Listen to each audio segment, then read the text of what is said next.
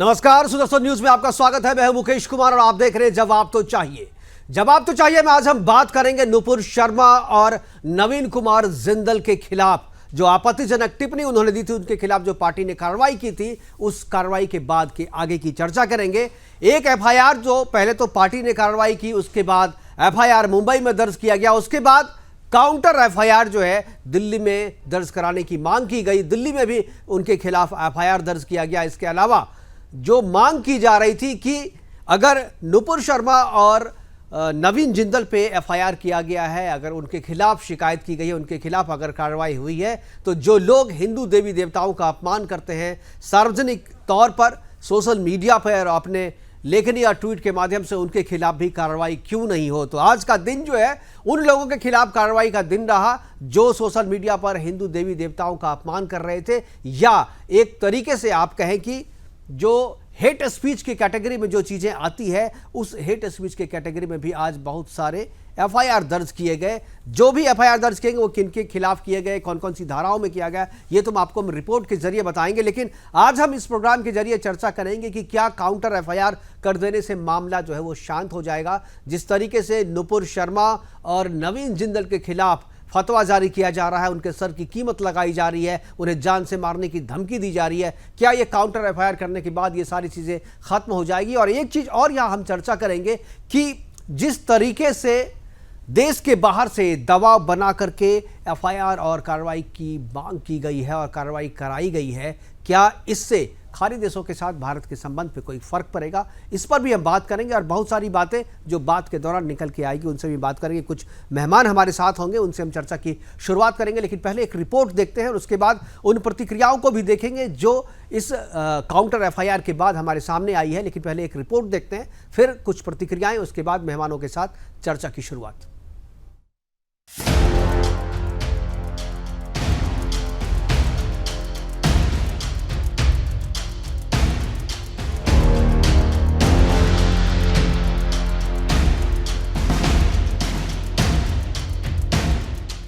BJP की पूर्व प्रवक्ता नुपुर शर्मा का पैगंबर मोहम्मद पर विवादित बयान को लेकर पूरे देश से विदेश में खलबली मची है।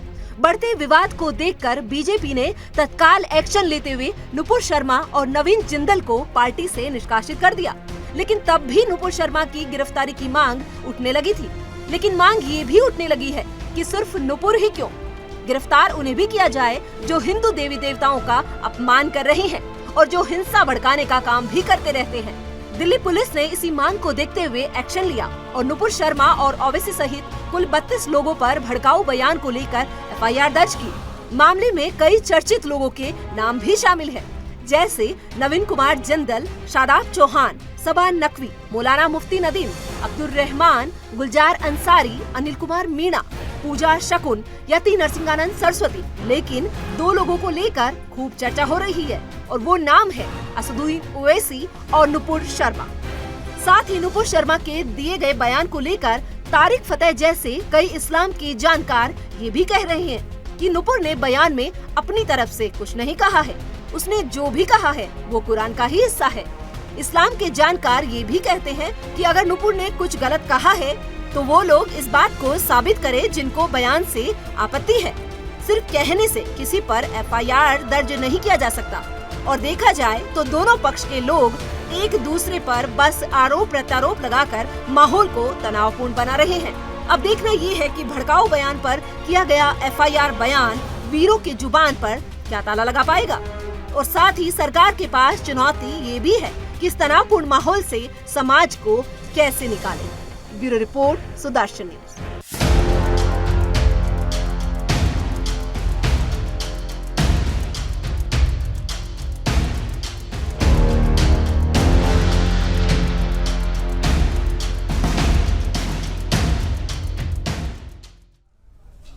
तो इसके बाद जो बीजेपी के अध्यक्ष हैं, दिल्ली प्रदेश बीजेपी के अध्यक्ष आदेश गुप्ता की उनकी प्रतिक्रिया आई, वो प्रतिक्रिया भी सुनाएंगे। और ओवैसी के खिलाफ भी कार्रवाई, उनके खिलाफ भी एफआईआर दर्ज किया गया है और उन पर भी वही आरोप है 295, यानी भड़काऊ भाषण और जहरीले बयान देने के कारण उन पर भी कार्रवाई हुई है। उसके उन पे जो प्राथमिकी दर्ज की गई, उसके बाद से उनके समर्थक थाना के बाहर जो है वो प्रदर्शन कर रहे थे, वो भी हम आपको दिखाएंगे अपने मेहमानों के साथ। आपका परिचय कराएंगे, लेकिन जो आदेश गुप्ता जी ने कहा पहले उसको सुन लेते हैं।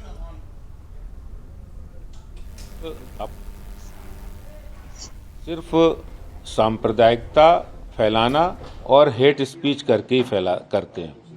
इन्हें लोगों को गुमराह करना, लोगों को गलत बातें बताना, यही उनकी राजनीति का आधार है। भारतीय जनता पार्टी की राजनीति सबका साथ, सबका विकास, सबका विश्वास और सबका प्रयास करके हम लोग करते हैं काम। सर्वधर्म समभाव की बात करते हैं। ये भारत वसुधैव कुटुंबकम की धारणा से चलता है। ये जिस तरह के जो लोग हैं उनका वक्त आ गया है, जिस तरह अगर वो भारत के अंदर घृणा फैलाने का काम करेंगे तो उनके खिलाफ जो पुलिस ने कार्रवाई की वो बिल्कुल उचित है। तो हेट स्पीच को लेकर के बात कर रहे थे, और हेट स्पीच दोनों तरफ से हुई है। इस तरीके के मामले पुलिस के तरफ से बताया जा रहा है कि दोनों तरफ से हेट स्पीच के मामले हैं, बनते हैं, और उसी तरीके से दोनों पर एफआईआर भी की गई है। हमारे साथ चर्चा को आगे बढ़ाने के लिए रत्नेश मिश्रा हमारे साथ है, कांग्रेस के प्रवक्ता के तौर पे हमारे साथ जुड़ेंगे। इसके अलावा हरगोविंद अरोड़ा है, हरगोविंद अरोड़ा, बड़खा त्रेहान और रमेश ठाकुर, ये सारे पॉलिटिकल एनालिस्ट हैं, सामाजिक कार्यकर्ता हैं। इन सब से भी हम राय लेंगे, क्योंकि एक चीज़ मैं पहले ही बता दूं कि ये जो नुपुर शर्मा वाला मामला चल रहा है, इस पर बीजेपी ने अपना कोई भी प्रवक्ता देने से मना किया है। इस मसले पर बीजेपी अभी सार्वजनिक तौर पे कुछ नहीं बोल रही है, तो उनसे हमारी बातचीत रही, उनके प्रतिनिधि यहाँ पे नहीं है। करेंगे चर्चा की शुरुआत। सबसे पहले रत्नेश जी, मैं आपके पास जाना चाहूँगा। ये जो पूरा मसला है, ये पूरा मसला हालांकि आपके पार्टी के लिए और आपके लिए तो ये अच्छी बात है कि बीजेपी फंसी हुई नज़र आ रही है, और बीजेपी जो कह रही है और बीजेपी के खिलाफ भी जो है प्रतिक्रिया हो रही है। बीजेपी के कार्यकर्ता और बीजेपी की विचारधारा को मानने वाले लोग भी बीजेपी की इस कार्रवाई का जो है विरोध कर रहे हैं, नुपुर शर्मा और जो नवीन कुमार पे जो कार्रवाई की गई है। लेकिन आज जो काउंटर एफआईआर किया गया है, ओवैसी पर भी एफआईआर हुआ है, मैं इस पर आपकी प्रतिक्रिया जानना चाहूँगा कि क्या इस पूरे मसले को वाइंड अप करने के सिलसिले में, या वाइंड अप करने, या एक तरह से कहिए बैलेंस करने के लिए जो सिलसिला चला है एफआईआर का, काउंटर एफआईआर का, दोनों पक्षों पे एफआईआर करो, क्या इससे आपको लगता है कि ये मसला सुलझ जाएगा? क्या लगता है कि हेट स्पीच खत्म हो जाएगी? देखिए मुकेश जी, आपके इस प्रश्न पे ही इसका जवाब छिपा हुआ है।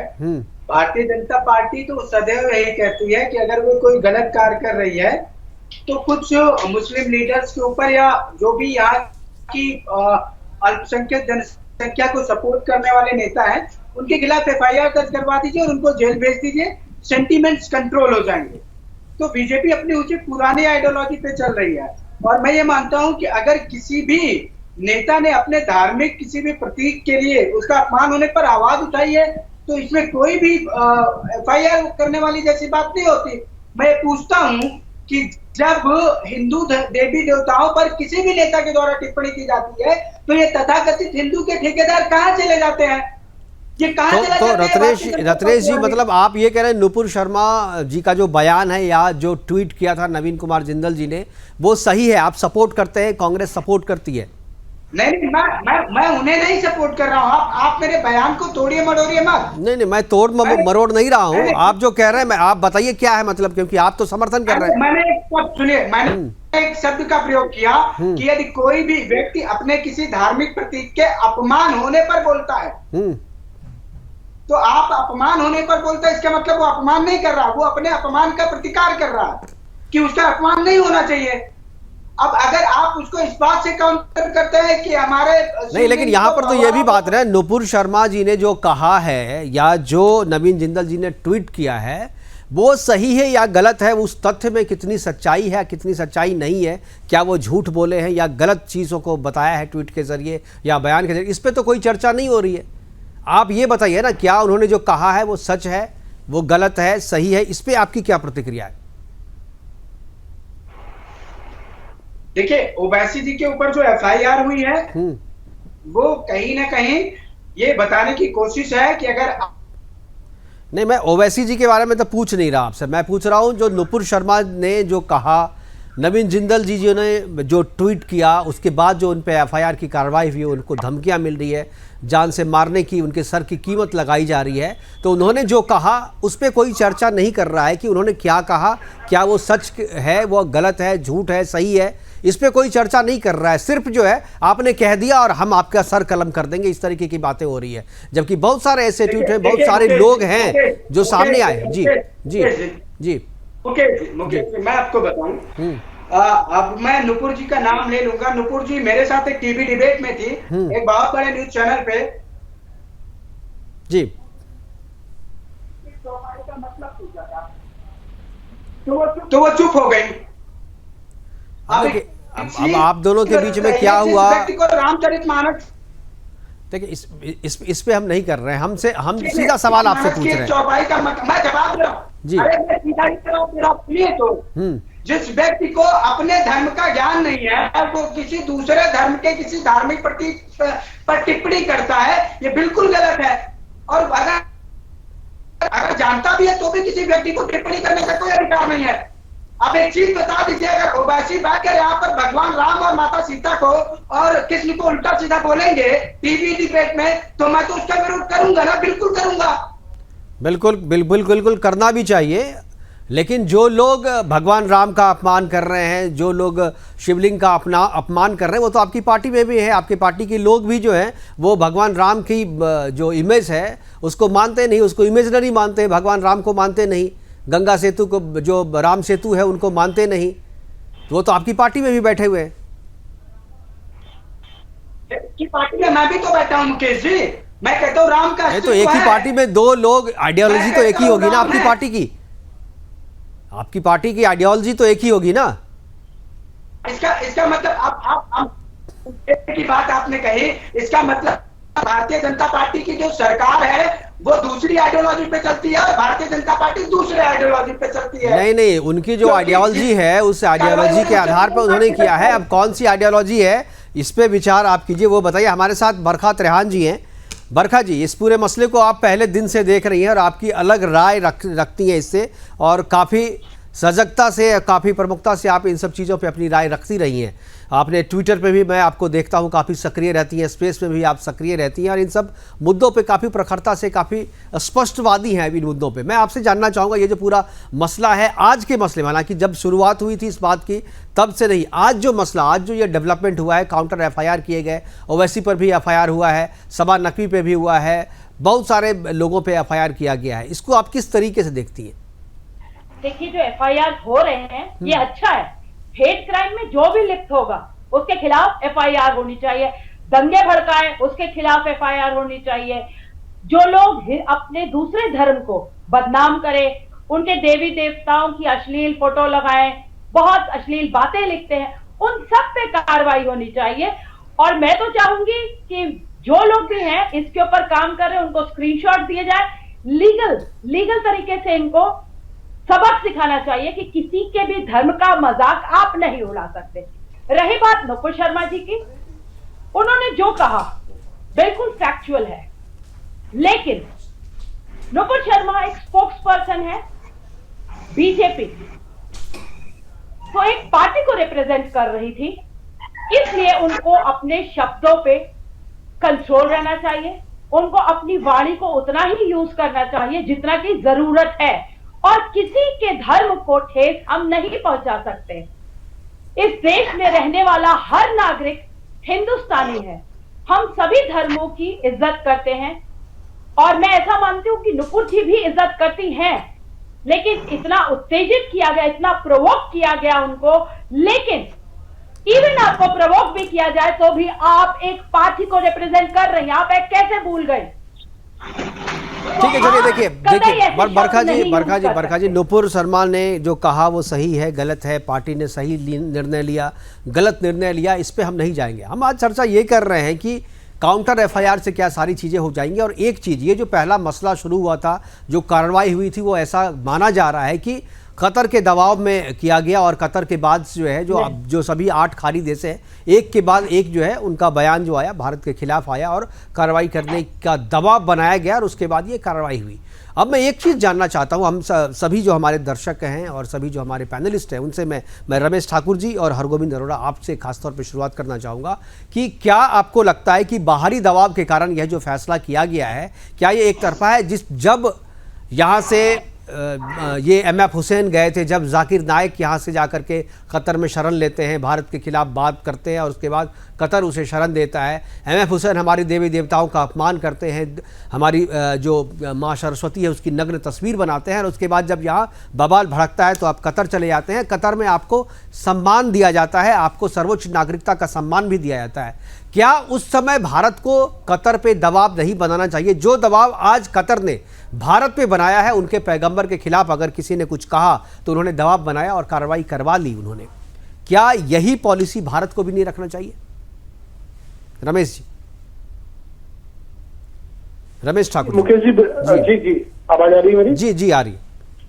मुकेश जी, बहुत अच्छा आपने उदाहरण दिया। देखिएगा, अगर आज ये चीजें हो रही हैं तो ये चीजें पहले भी होते आई हैं जी। क्योंकि जब आपने हुसैन साहब का जो आपने उदाहरण दिया तो उस समय बहुत बड़ा मसला उठा था, बहुत बड़ा मसला उठा था, लेकिन भारत ने अपनी उस समय समझदारी दिखाते हुए कोई ऐसी प्रतिक्रिया नहीं दी जिससे वो चीजें बिगड़े।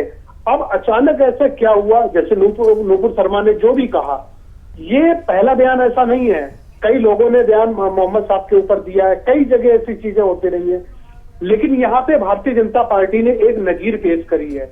उन्होंने तत्कालिक पूरे मुद्दे को शांत करवाने के लिए उनको बर्खास्त करा और दूसरे पैनलिस्ट जो थे नवीन जी, उनको भी उन्होंने शांत करा।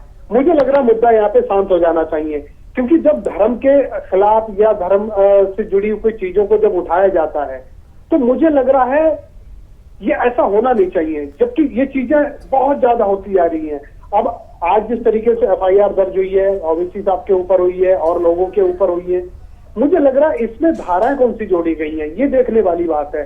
धाराएं नामामूल तरीके से अगर देखो तो वही 151 शांति भंग टाइप की तरह की धाराएं होती हैं। 295, कोई इसका कोई नॉन वेलेबल है, इसमें कोई ऐसी कोई बड़ी वो धारा नहीं है जो उनको बहुत बड़ी सजा दी जाएगी और बहुत बड़ा उनका कोई क्षति हो जाएगी। मुकेश जी, इसमें इस समय वक्त ऐसा है, सर्वदलीय बैठक बुलानी चाहिए, पूरी बैठक के साथ में एक कानून ऐसा पारित होना चाहिए, पार्लियामेंट में बहस होनी चाहिए। आपने भाई बहुत अच्छी बात है कि इस समय मौजूदा सरकार ने 1500 ऐसे कानूनों को खत्म करा जिन कानूनों की कोई जरूरत नहीं है। तो मुझे लग रहा कुछ कानून मुझे रमेश जी, मुझे जो है ना, मुझे इसी चीज पे आपत्ति है और मैं इसीलिए ये कहता हूँ, मैं अपने सारे पैनलिस्ट से भी जानना चाहूंगा, ये सारी चर्चाएं कब शुरू हुई? जब आपने पैगंबर साहब के खिलाफ कुछ बोला, लेकिन इससे पहले आप भगवान राम को बोलते रहे, आप जो है भगवान शिव को गाली देते रहे, आप भगवान शिव पे जो है कुल्ला करते रहे, वहां पर अपना वजू करते रहे, लेकिन आपको तभी इस बात की चर्चा नहीं हुई कहीं पर कि कानून बदल करके सर्वदलीय बैठक बुला करके इसका समाधान करना चाहिए। यानी जब हिंदू देवी देवताओं का अपमान हो, जब हिंदू देवताओं के खिलाफ कुछ ही बोला जाता रहो, जब यहाँ की पूजा पद्धति पर आरोप प्रत्यारोप किया जाता रहो, उसे अपमानित किया जाता रहे, तब तो कोई चर्चा नहीं होती। लेकिन एक बार नूपुर ने बोल क्या दिया कि पूरी दुनिया जो है अपने सर पे उठा ले, पूरे खाली देश से दबाव आ गया।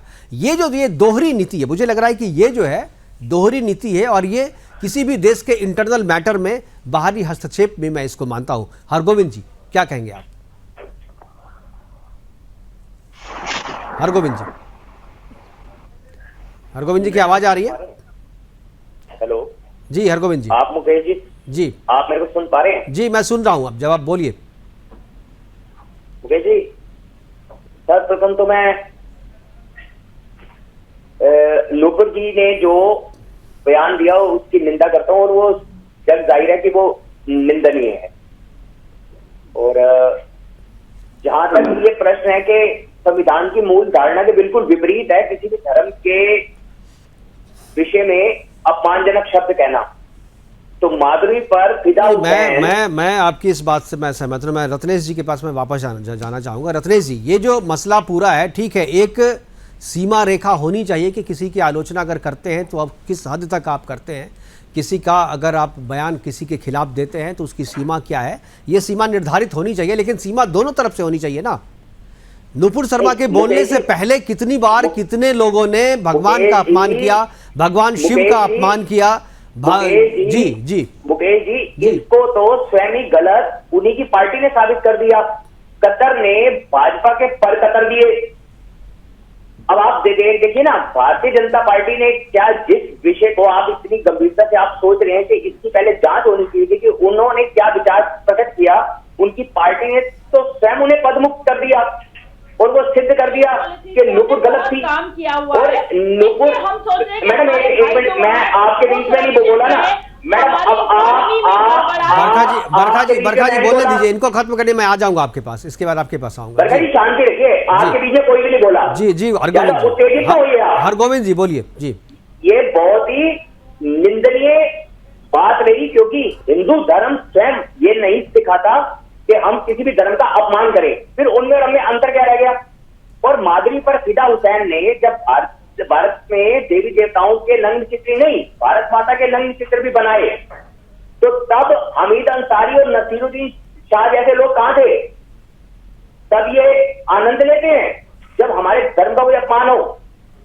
और आज हिंदू समाज में से बहुत से लोग खड़े होकर इस अपमान की निंदा कर रहे हैं, इस बयान की निंदा कर रहे हैं। तो जब हिंदू देवी देवताओं के नग्न चित्र बनते हैं तो ये लोग कहां होते हैं? इनकी कम्युनिटी में से कोई उठकर क्यों नहीं उसकी निंदा करता? बिल्कुल। बरखा जी अब बोलिए। अब मैं ये कह रही थी मुकेश जी कि अगर हमारे हिंदू भाई भी वहां पे काम कर रहे, बहनें भी काम कर रही हैं, उनकी सुरक्षा के बारे में भी हमारे को सोचना है और राष्ट्र सर्वोपरि है।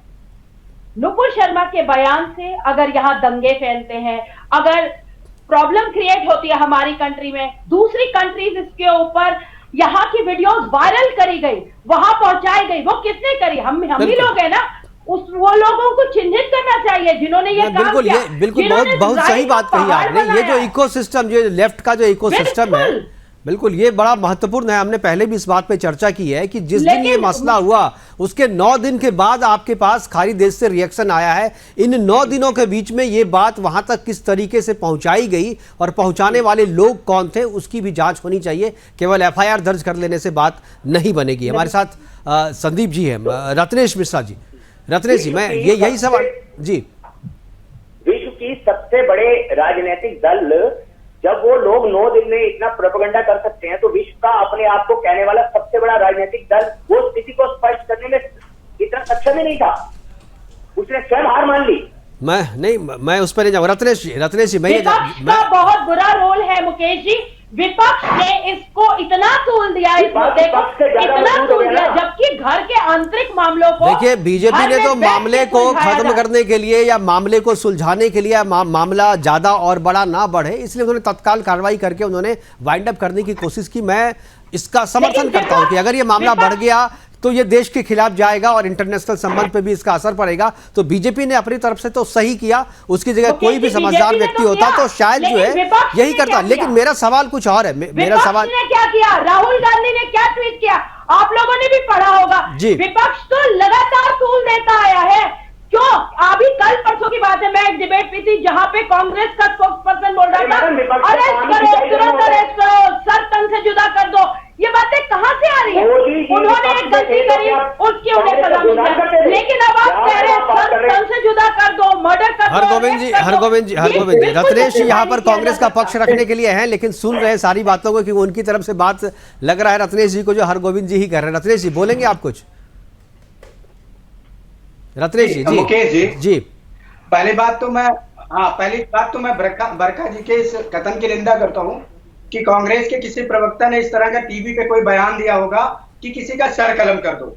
अगर आपके पास ऐसा बयान है तो टीवी की जो डिबेट होती है वो रिकॉर्ड होती है, उस क्लिप को निकालिए, जाके उस प्रवक्ता के खिलाफ एफआईआर कराइए। अपने सामाजिक कार्यकर्ता होने का करिए। जी बिल्कुल ठीक है, फर्जी प्रोपेगेंडा मत फैलाइए। नहीं, ठीक है बरखा जी, अगर आपके सामने किसी ने कहा है तो रिकॉर्डिंग आप दे दीजिएगा, उस पर एफआईआर हो सकती है, क्योंकि ये एक्सेप्टेबल नहीं है। झूठ बोला जी, क्यों बोला आपने किसी कांग्रेस प्रवक्ता के बारे में? ऐसा कौन होती है आप बोलने वाली? आप अपने सवाल का जवाब दीजिए, उस पर चिल्लाने से कुछ फायदा नहीं होने वाला। रत्नेश जी पूरे मुद्दे को कांग्रेस ही तूल दे रही है, विपक्ष की पार्टियां फालतू में तूल दे रही है। इतना कोई बड़ा मुद्दा नहीं था जिसके उतना तूल दिया जाए।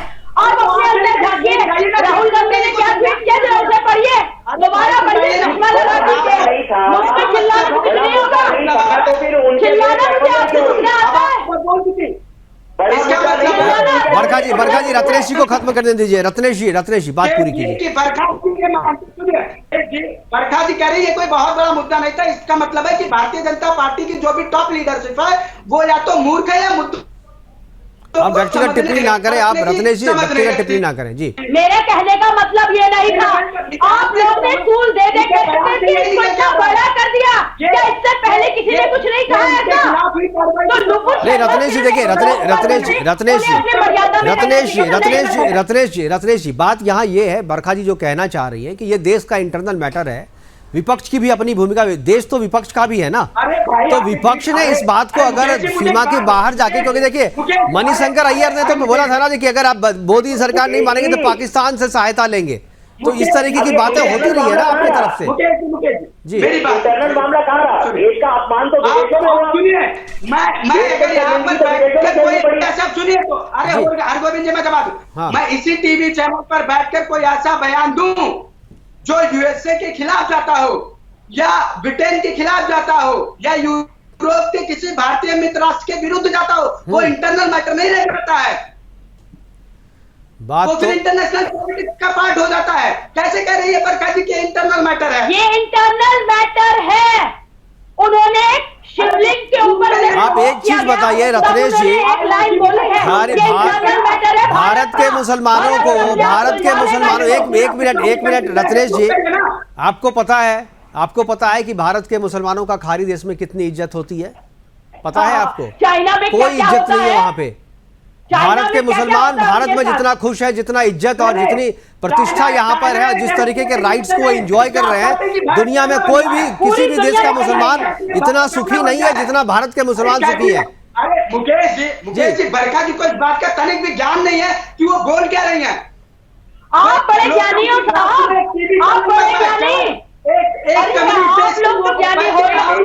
चलिए ठीक है, हमारे पास रत्नेश जी, रमेश ठाकुर जी कुछ बोलना है। रमेश जी क्या आपको लगता है कि ये हमारा इंटरनल मैटर था, इसको देश के भीतर ही आपस में बैठ के सुलझाना चाहिए था? इस बात को अगर किसी भी तरीके से देश के बाहर ले जाकर के खाड़ी देशों से अगर उस तरीके का दबाव आता है तो ये सिलसिला ठीक नहीं है अपने देश के लिए, या हमारे इंटरनल मैटर में कोई बाहर का देश हस्तक्षेप करे और भारत पे इतना दबाव बनाए कि उन्हें फैसला करना पड़े कुछ। क्या आपको लगता है कि ये परिपाटी सही है?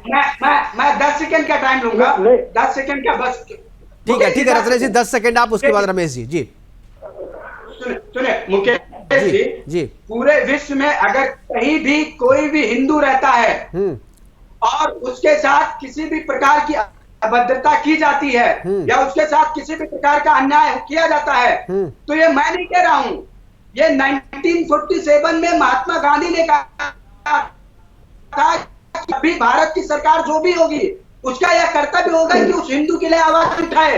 तो जिस भी देश में होगा इंटरनल मैटर होगा, लेकिन फिर भी अब बोलेंगे नहीं, आप इसको गलत, ये बात सही है लेकिन इंटरप्रिटेशन गलत है। बात सही है रत्नेश जी, इंटरप्रिटेशन गलत है। एक जो है, अगर हमारे हिंदू अगर विश्व में कहीं भी है तो सीएए जो है वो तो यही चीज है जो आप गांधी जी ने कहा है।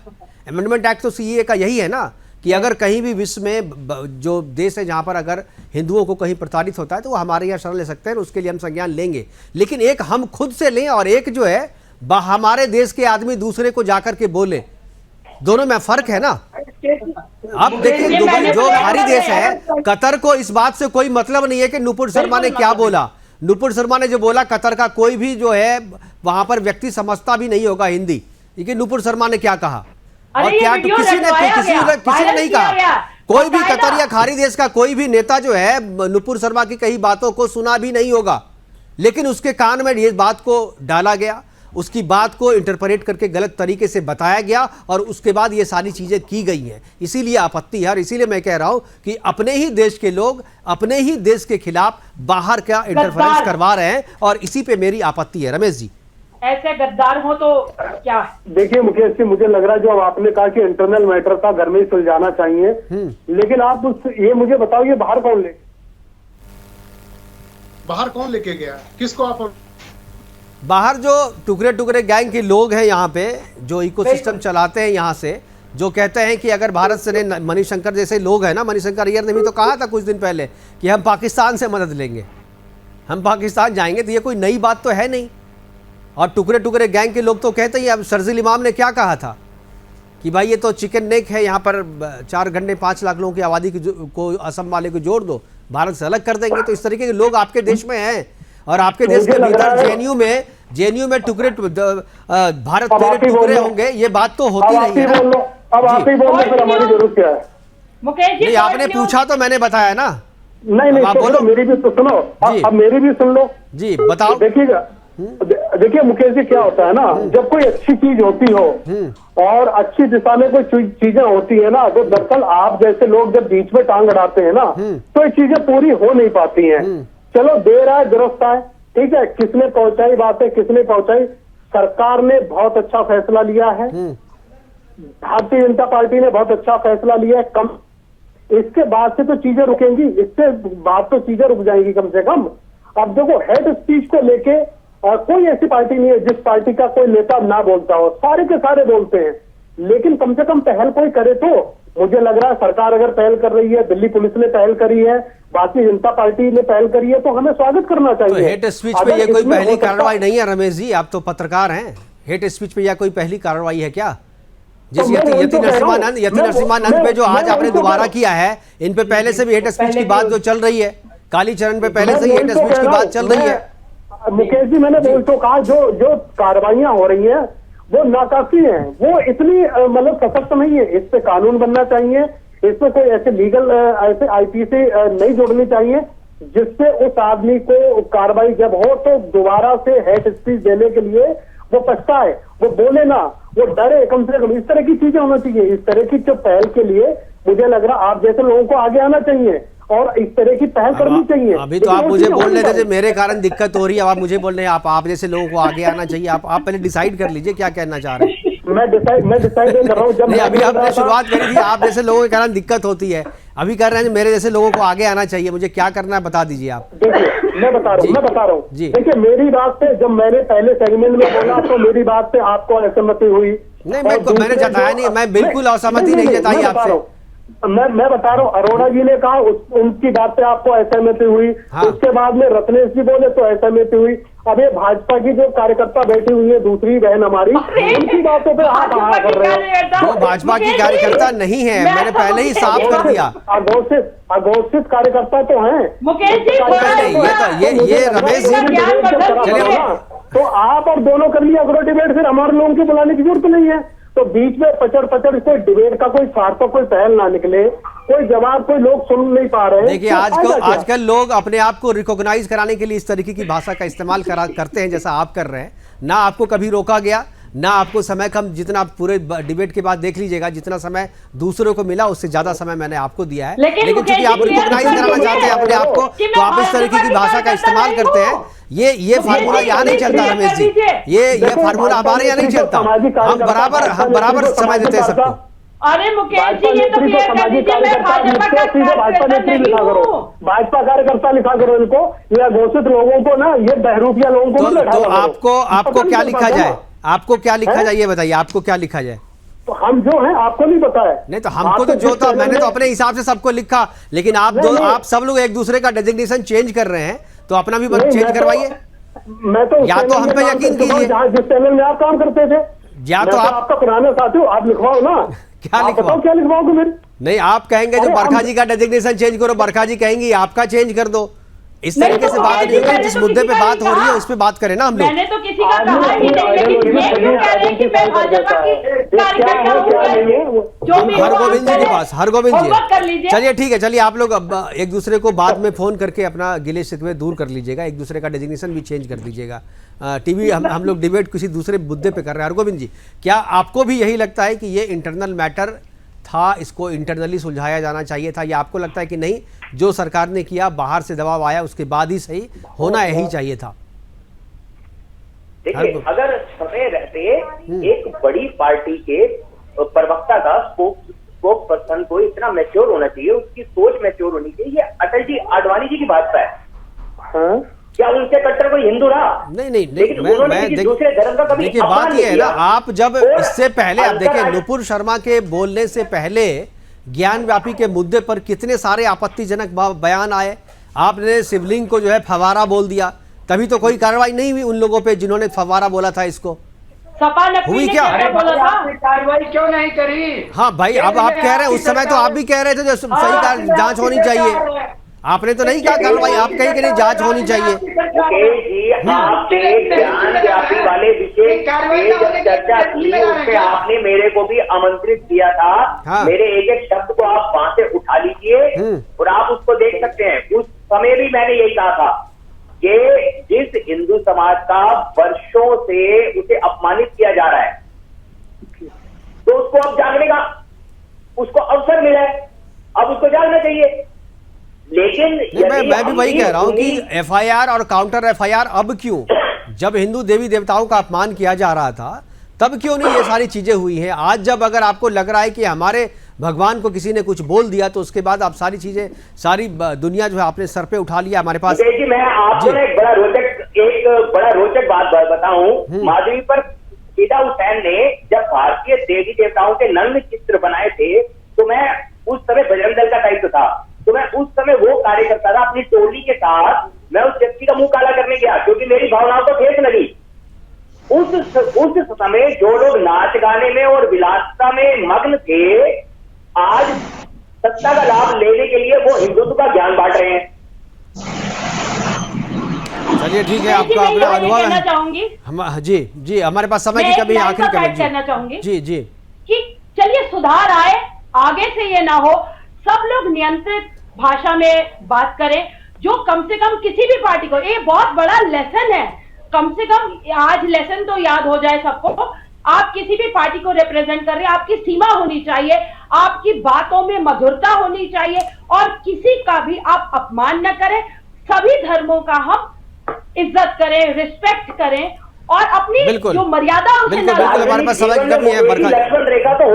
बिल्कुल बरखा जी समय की कमी है। हरगोविंद जी, रमेश ठाकुर जी, मैं आखिरी कमेंट लेना चाहूंगा आपसे।